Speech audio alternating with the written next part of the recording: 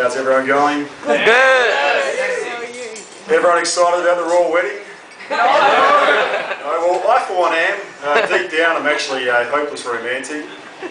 There's one event I would have loved to have been involved in before the royal wedding, and that was the Royal Bucks Party. Like, come on, we've got like Harry as the best man, like a crazy ranger, running the Bucks Party. Like, I'm half ranger. You might not be able to tell. It's in my beard and my ballsack, basically. So you got, seriously, you got Harry running this Bucks Party. You got these high-class strippers. Now, that's a bit of an oxymoron, a high-class stripper. What does she say to you? Would you like a cup of tea and a scones to go with your lap dance, sir? Anyway, so we got, you know, Prince William there, enjoying the lap dance, standing there, hands akimbo, loving the show. We got the fancy.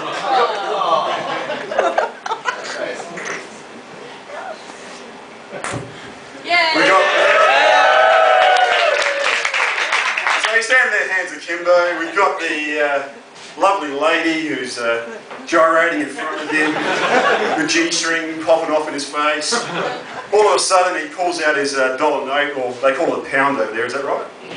So he pulls out the pound, he's reaching over, getting ready to stick the pound into a G-string, and looking back at him is an image of his grandmother. Now, how fucking awkward would that be? A pound note with your grandmother's face on the stripper's G-string. Speaking of awkward Bucks parties, I've had the pleasure of organising a couple of Bucks parties in my time. I've got to say, my most enjoyable one, that was my brother's Bucks party about 10 years ago. Now, what started off as a pretty quaint sort of party. We had a nice little barbecue in the backyard, my brother's new place. Everyone's sitting down, enjoying the show. I decided to, as most best men do, to organise the entertainment. So I got a couple of topless waitresses performing, got a couple of strippers performing. Anyway, the show's going great, everyone's having a good time, the dad's having a great smile, everyone's having a great time. All of a sudden, who rocks up at the party? My mother and my auntie from Sydney. I'm going, now, I love my mother, God bless her, she's a fantastic woman, but she is the most prudish, conservative woman you could possibly imagine, and my auntie is probably about 100 times more conservative. So they rock up, they're going, what is going on here?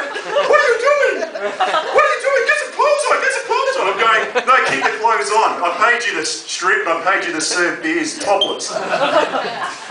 So, anyway, the whole party goes crazy. My dad's, you know, just sitting there smiling. The guy, he's a fantastic guy. He works 100 hours a week. He's working like a machine. Unfortunately, he's copying it from my mum going, what on earth are you doing, Harold? What are you doing? You can't look at that. The poor guy's just sitting there smiling. He probably hasn't seen anything in about 20 years. So,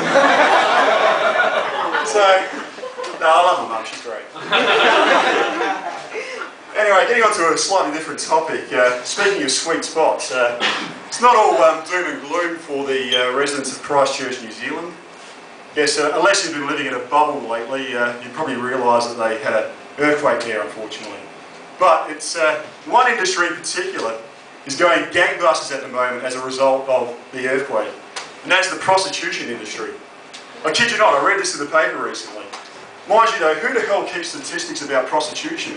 You don't necessarily hear Koshi in the morning saying, oh, the American dollar's up 10%, Australian mining industry is going great, oh, and the sex industry in Christchurch, New Zealand is up 15% for the last quarter. Anyway, so, the industry is going gangbusters, like I said. You can just imagine what the pickup lines are like now. Hey sir, would you like the $2 special? It's like 10 on the Richter scale, baby.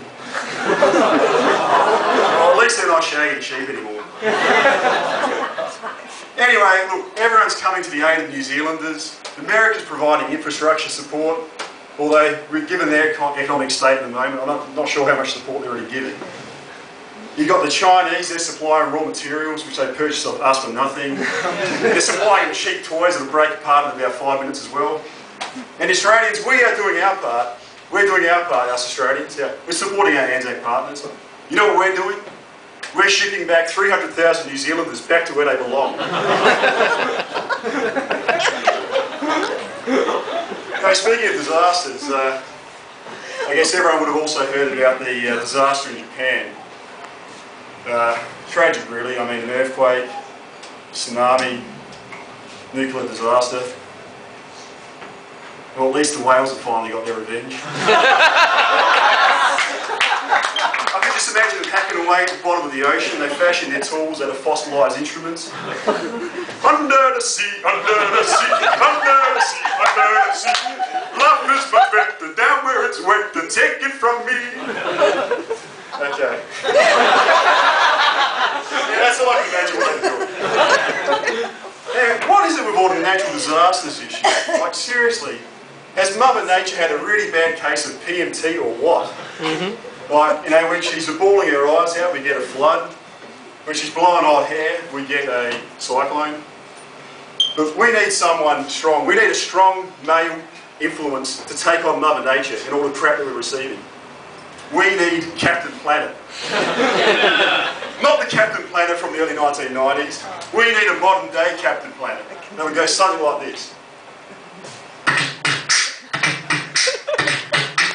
Captain Planet, he's the hero. Gonna take pollution down to fucking zero. He's the power magnified, and he's gonna kick that bitch Mother Nature's hide.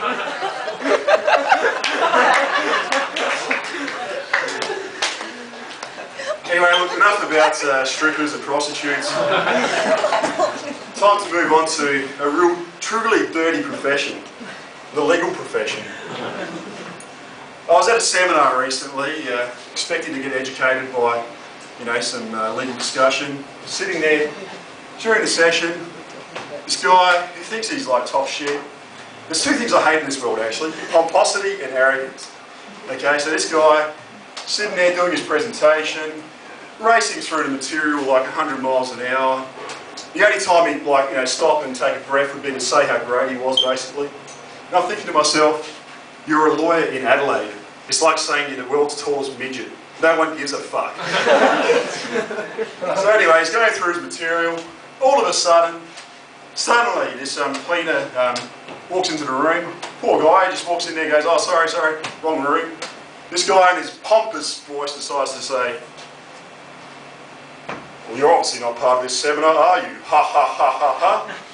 To which I then said to him, well, he's carrying a big bag of garbage. We can fill it with some of your bullshit. Tell you what, the noughties really should be known as a decade where the term friendship lost its virginity.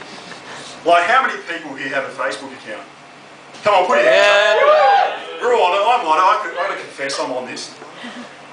We've all got like a gazillion friends, most of whom we probably wouldn't know the insides of their arseholes, let alone their date of birth. So we're on this thing. Does anyone actually ever pay attention to the Facebook ads? Like, I saw one recently for the Adelaide bucket list. Like, seriously, how long would that fucking list be? Like, the fact that you're in Adelaide means that you're about ready to kick the fucking bucket anyway. And what is the obsession that people have updating every second of their fucking lives on Facebook? Well, I'm serious. I had an ex-girlfriend. She would update every single second of her life on Facebook. She'd start off in the morning with a status update. I'm eating breakfast. I'm having a shower. And it'd be later on the day. I'm returning home from work. And later on the night, I'm getting fucked nicely by my boyfriend on top of the washing machine. Next day it might be, I'm getting fucked nicely by my boyfriend in the park. A couple of days later, this is what she wrote. I'm fucking my boyfriend's best mate in my boyfriend's apartment. Well, at least I was able to work out what a fucking dirty slut she was.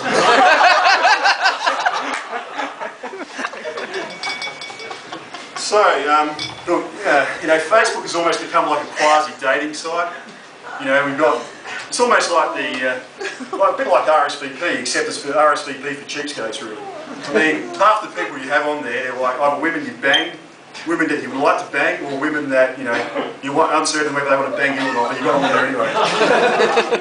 Anyway, with all the ups and downs that go on in this world, life is a bit of a roller coaster. And look, as this couple realise in front here, that, you know, you have your ups and downs.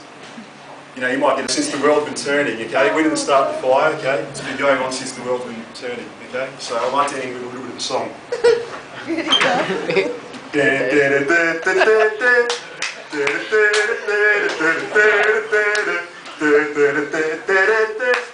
Star Wars D-Day. Stanley Lee's home and away. Carl and Lisa from today. Have they hooked up? Lindsay Lohan on Collision, reality television, Gus Sebastian, Marsha Hunt and Mike Monroe. We didn't start the fire. It was always burning since the world's been turning. We didn't start the fire. No, we didn't light it, but we're trying to fight it. Shane won sex rhymes, Katie Holmes, Mary Sam, Brangelina up the tie. Anyone else flying high. Pros fuck Charlie Sheen, Charles has a new queen, Wills and Kate, wedding date, let's all have a good cry. We didn't start the fire. It was always burning since the world was turning. We didn't start the fire. No, we didn't light it, but we're trying to find it. Okay. Someone bashes Mark Brand, Americans in Afghanistan. iPods, iPhones, everyone speaking Asian. Oil in Arabia, Master Chef Mania. Later Miss, Kevin Rudd, Gillard beats Abbott. Mortal Kombat rated X. I need to have sex. I'm gonna get blown away. What more do I have to say? We didn't start the fire. It was always